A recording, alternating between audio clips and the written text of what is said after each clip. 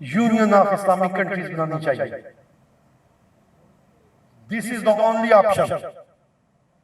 Europe ने अपने आप को इकट्ठा करके यूरोपीय यूनियन बना ली, लेकिन यूरोपीय यूनियन सिर्फ मुआशी मफादात की हद तक है।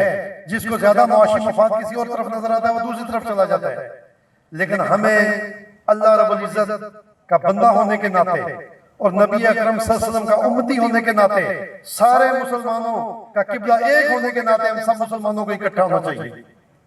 हमारे उलमा को और हमारे सियासतदानों को अपने जाती जो अफकार हैं उनको अल्लाह और उसके रसूल के अफकार के ताबे करना चाहिए।